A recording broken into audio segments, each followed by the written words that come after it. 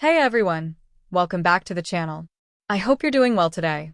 Let's dive into one of the biggest stories unfolding in Washington right now, and trust me, this one could have a direct impact on millions of people across the country. We're talking about the looming government shutdown and President Trump's last-ditch effort to stop it from happening. So here's the situation. By midnight on Tuesday, if Congress doesn't pass a temporary funding bill, a large part of the federal government will officially shut down. That means many federal workers could be furloughed, services would be disrupted, and the political blame game would kick into high gear. Now, doesn't it make you wonder how something so important can come down to the very last minute almost every time? Right now, the main issue isn't just about keeping the lights on. It's about what gets included in that short-term funding bill. Republicans in the House pushed through a stopgap measure to extend government funding into November, but when it hit the Senate, Democrats blocked it. Why? Because they want to tie in healthcare provisions, specifically things like Affordable Care Act subsidies, Medicaid funding, and the release of frozen federal spending. Republicans argue that this bill should only deal with funding, while the bigger fights over healthcare and policy should come later. What do you think? Should funding bills stay clean? Or is it fair to use them as leverage for other priorities? Here's where things get interesting. Just a few days ago, President Trump actually canceled a meeting with Democratic leaders, calling their demands ridiculous. But now, with the clock ticking, he's changed his mind.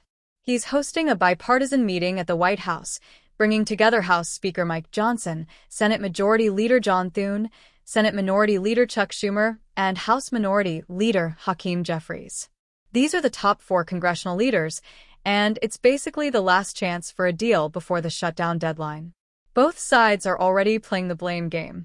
Republicans say Democrats are stalling and holding up urgent funding with unnecessary demands. Democrats counter that without protecting healthcare access, they won't agree to just kick the can down the road. In fact, Chuck Schumer has said that if Trump spends the meeting ranting instead of negotiating, nothing will get done. Can you imagine being in that room? Do you think this will be a serious negotiation or just more political theater? Now, let's talk about what's really at stake. If the government shuts down, hundreds of thousands of federal workers could be sent home without pay, while others would be forced to work but still wait for their checks. Agencies could halt or delay important services, and programs people rely on would face disruptions. Social Security checks would still go out, but new claims might be delayed. And healthcare costs could rise for many Americans if subsidies lapse. So the consequences are very real, not just numbers on a page. It makes me wonder, do our leaders truly think about the everyday people affected by these standoffs? Or is it all just political bargaining chips? So, what are the possible outcomes of this big Monday meeting? Well, there are a few.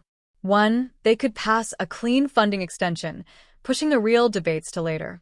2, they could strike a hybrid deal, where Republicans allow some temporary healthcare funding in exchange for concessions elsewhere.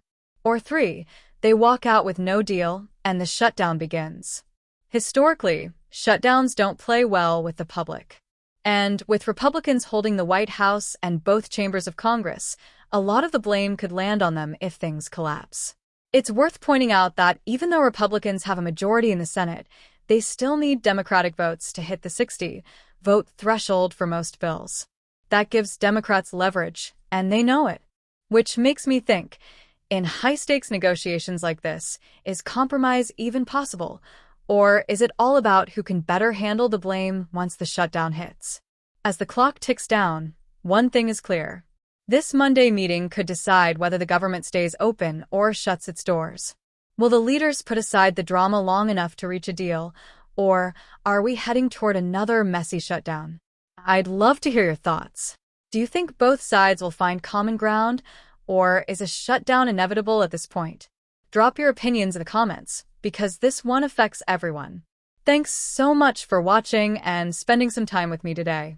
If you found this breakdown helpful, don't forget to hit that like button, share this video with others who might want to understand what's going on, and subscribe so you don't miss any updates as this story develops. Until next time, take care, and I'll see you in the next video.